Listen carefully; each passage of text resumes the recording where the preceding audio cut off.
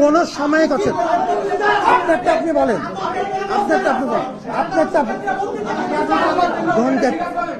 চিৎকার চাচামেচি কিচ্ছু হবে না আমরা সেটা ছিলাম। আসসালামু আলাইকুম ওয়া রাহমাতুল্লাহি ওয়া বারাকাতুহু। দর্শক, ডাকসু নির্বাচন শেষ হয়েছে, বুথ গণনা চলছে এবং রেজাল্ট প্রকাশটাও ইতিমধ্যেই হয়তোবা কমপ্লিট হয়ে গিয়েছে, একটু আনুষ্ঠানিকতা বাকি রয়েছে।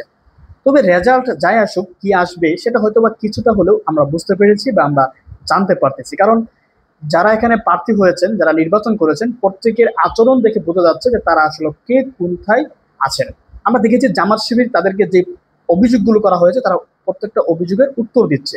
অন্যদিকে ছাত্রদল তারা কিন্তু অভিযোগের উত্তর তো তারা একাধিক অভিযোগ নিয়ে আসছে এবং তারা ডেকেছেন ডাবি উপাচার্যের সাথে যে একটা আচরণ করেছে ডাবি ছাত্রদলের সভাপতি, সেটা আমি বলবো একজন ছাত্রর এবং শিক্ষকের সাথে আচরণ কখনোই এটা আমি মেনে নিতে পারি না। এটা খুবই, আমি বলবো তাকে ক্ষমা চাই তার শিক্ষকের কাছে। দেখেন একটু আলোচনাটা তিনি কি করেছেন। You respect my point.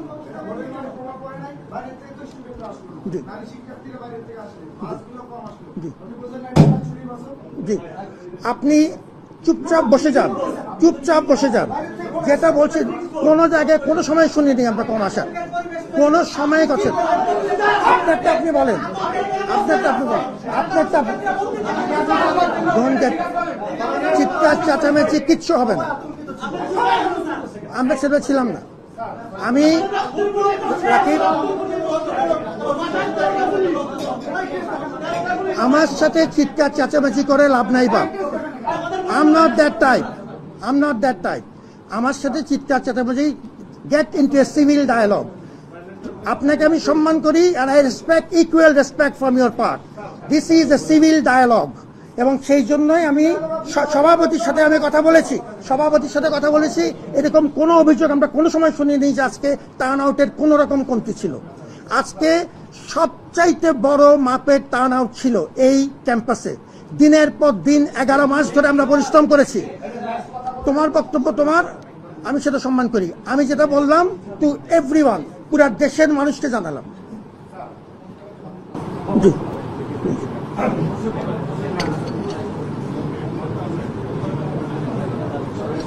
আমি ধন্যবাদ জানাই রাকিবকে, এখনো ধন্যবাদ জানাই। জি,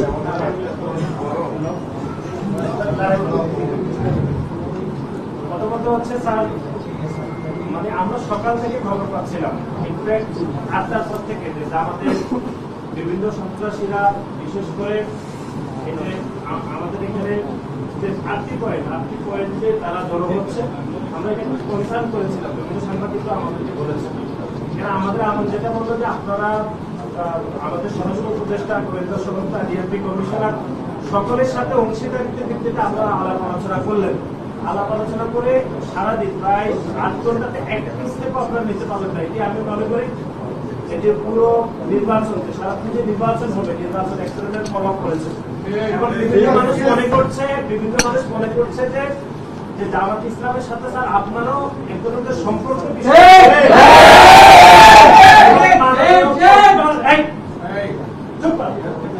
মাননীয় বক্তা স্যারের সাথে জামাতের এক ধরনের মানে বহুমাত্রিক সম্পর্কের বিষয়ে কথাবার্তা হচ্ছে। এগুলো বিশ্ববিদ্যালয়ের পরিবেশ, বিশ্ববিদ্যালয়ের শিক্ষকদের বিষয়ে আমাদের আস্থার পরিবেশ ব্যাপকভাবে বিনষ্ট হচ্ছে। কিন্তু সারাদিন চলে গেলে আপনারা কোনো ধরনের ব্যবস্থা নেন নাই বলে আমাদের মনে হয়েছে। এখন আপনি বললেন যে আপনি কনসার্ন ছিলেন, কিন্তু কোনো ধরনের আপনি কনক্লুশনে কিন্তু আসেন। আচ্ছা, আমরা যেটি এখন মনে করি যে পুরো সারাদিন ধরে যে নির্বাচন হয়েছে, সেই নির্বাচনে জামাত ইসলামের যে সন্ত্রাসীরা বিশ্ববিদ্যালয়ের যে 8টি পয়েন্টে তারা অবস্থান করছে, এমনকি আমরা এমনও খবর পেয়েছি যারা অস্ত্রশস্ত্র নিয়ে অবস্থান করেছে। এই বিষয়ে আপনি কেন ব্যবস্থা গ্রহণ করেন নাই, আমরা সুনির্দিষ্টভাবে এই ব্যাখ্যাটি জানতে চাই। অন্য কোনো বিষয়ে আমরা জানতে চাই না।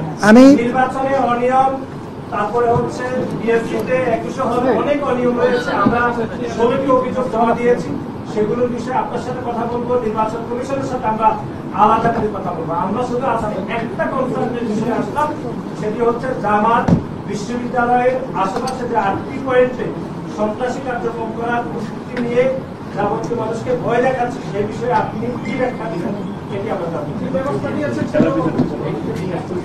আমি এই প্রশ্নের উত্তর আগে দিয়েছি, এখন আবার দিচ্ছি। চিৎকার দিয়ে নতুন কোনো কথা শোনা যাবে না। আমি যেটা বলবো সেটাই বলছি। সকাল থেকে নির্দিষ্ট কোনো রাজনৈতিক দল, সেটা যেই হোক, এখানে এসে জমা হচ্ছে এরকম কোনো তথ্য আমি জানতাম না। এখন আমি কেন জানতাম না এটা আমার ব্যাপার। দেখলেন যে তার আচরণটা কেমন ছিল, কত ভয়াবহ ছিল একজন শিক্ষকের সাথে। তো এই আচরণটা কখন করেছে? দেখুন, নিশ্চিত তারা আসলেও এখানে হেরে যাচ্ছে, অর্থাৎ তারা বিজয়ী হচ্ছে না। এটা হেরে যায় তারা কিন্তু একের পর এক অভিযোগ তোলা শুরু করেছে, একের পর এক বিভিন্ন রকমের কথা বলা শুরু করে দিয়েছে। ছাত্র শিবির এই করেছে, প্রশাসন সম্পূর্ণ শিবিরের পক্ষ নিয়েছে, দাবি তিনি উপাচার্য, তিনি নিজেও একজন জামাত, এই প্রশ্নগুলো শুরু করে দিয়েছেন। জামাত শিবির কিন্তু যে অভিযোগগুলো করছে সেই অভিযোগগুলো প্রমাণ নিয়ে বলছে, কিন্তু আসলেও এই অভিযোগগুলো উত্তর না দিয়ে ছাত্র শিবির পাল্টা প্রশ্ন করতেছে, ছাত্রদল পাল্টা প্রশ্ন করতেছে। অন্যদিকে যখন সময় যত ঘনিয়ে আসছে তাদের আচরণ ততই কিন্তু একটু ব্যতিক্রম বা উত্তেজনা হয়ে যাচ্ছে। আমরা দেখেছি বারবার হট্টগোল করার চেষ্টা করলেও বারবার কিন্তু প্রশাসন নিয়ন্ত্রণ করতেছে, এবং যারা ঐক্যবদ্ধ শিক্ষার্থী আছেন তারা আসলে হট্টগোলে যাচ্ছে না। ছাত্রদল যেটা এখন করছে, যদি একই কায়দায় ছাত্র শিবির করে তাহলে কিন্তু বড় ধরনের উত্তেজনা লেগে যাবে। এটা হয়তো ছাত্র শিবির বুঝেই করতেছে না। আমরা দেখেছি বিক্ষোভ শুরু হয়েছে, এই বুট কারচুপি হয়েছে, বা দাবি উপাচার্য তারা জামাতের ভূমিকা পালন করেছে। এই অভিযোগগুলো এনে ঢাকা বিশ্ববিদ্যালয় এলাকাগুলোতে ছাত্রদল মিছিল করতেছে। এই মিছিলগুলো অর্থাৎ তাদের এই আচরণ দেখে স্পষ্ট হয়েছে যে মোটামুটি ছাত্র শিবির বিজয়ী লাভ করতেছে। কমপক্ষে বিপি পদটা যে স্পষ্ট যে সাদিক কায়ুম তিনি জিতে গেছেন, কারণ এটা সারাদিন যারা ভোট দিয়েছে তার মধ্যে অনেকে বলে দিয়েছে যে ব্যাপক ভোট পড়তেছে সাদিক কায়ুমের ব্যালটে। তো এই যে সাদিক কায়ুম জিতে গেল, এতে কি বাংলাদেশ হেরে গেল? যারা সেকুলার বাম্বু তারা তো মনে করতেছে তাদের কাছে বাংলাদেশ হেরে গিয়েছে, যে বাংলাদেশ আর বাংলাদেশ নাই। এখন আমার কথা হচ্ছে, সাদেক কায়ুম জিতে গেছে, যারা আসলে বলে যে এদেরকে ভোট দেওয়া যাবে না, কিন্তু জনগণ তো এদেরকে চায়, জনগণ তো পাকিস্তান পন্থীদেরকে চায়। এখন আপনারা কি করবেন? আমি তো মনে করি আপনাদের এই দেশ থেকে চলে যাওয়া উচিত, কারণ জনগণ যেটা চায় সেটা তো আমাদের মেনে নিতে হবে। সেটা মেনে নেওয়া ছাড়া তো আমাদের কোনো উপায় নাই। এখন যদি আপনি এটা মেনে না নেন তাহলে আপনার উচিত আপনার এই দেশ থেকে চলে যাওয়া। বিশেষ করে যারা এদেরকে পাকিস্তানি বলে, এই যে পাকিস্তানি ট্যাবলেট যে আর চলবে না, এটা কিন্তু দাবি নির্বাচনে স্পষ্ট হয়ে গিয়েছে। আপনি যতই পাকিস্তানি বলেন, যত রাজাকার বলে ট্যাগ লাগান, এগুলো আর খাচ্ছে না এই নতুন জেনারেশন। তারা বাস্তবতা শিখতে বুঝিয়েছে, এবং হাসিনাকে এত ভালোভাবে বোঝানোর পরেও আপনাদের সামনে আপনাদের লজ্জা হলো না যে ৭১ মুক্তিযুদ্ধ এগুলো আর চলবে না। কাজ করতে হবে। আপনি ভোট পেতে হলে, জনগণের সেবা করতে হলে আপনাকে কাজ করতে হবে, আপনাকে প্রমাণ করতে হবে যে আপনি একজন যোগ্য ক্যান্ডিডেট। আজকে ঢাকা বিশ্ববিদ্যালয় যেটা হয়েছে, যদি এগুলো থেকে শিক্ষা না নেওয়া হয়, জাতীয় যেই সংসদ নির্বাচন রয়েছে এর প্রভাবটা কিন্তু জাতীয় সংসদ নির্বাচনে পড়বে। আর তখন এখন হয়তোবা কিছুটা বেঁচে যাচ্ছেন, এটা একটা দাবি, একটা শিক্ষা প্রতিষ্ঠান, যখন পূর্ণাঙ্গ ক্ষমতা হারানোর পথে যাবে তখন গিয়ে যদি আপনারা বুঝেন, তখন কিন্তু কাজ হবে না, তখন আপনাদের কিছুই থাকবে না। আপনারা যেমনিভাবে ভাবছিলেন ঢাকা বিশ্ববিদ্যালয়ে আবার ছাত্রদল কিভাবে হেরে যায়, কিন্তু ছাত্রদল হেরে যাচ্ছে। এখন যেমনিভাবে ভাবছেন যে বাংলাদেশের বর্তমান সংসদ নির্বাচনে বিএনপি কিভাবে হেরে যায়, এমন হতে পারে বিএনপি হেরে যেতে পারে, তখনও কিন্তু আপনারা ভাববেন। এজন্য আমাদের মনে রাখতে হবে, এই মুক্তিযুদ্ধ ট্যাগ, মুক্তিযোদ্ধা বিরোধী, মুক্তিযোদ্ধা পক্ষ, এটা বলে আর রাজনীতি চলবে না বাংলাদেশে। এটা বলে কেউ কোনো সুবিধা নিতে পারবে না।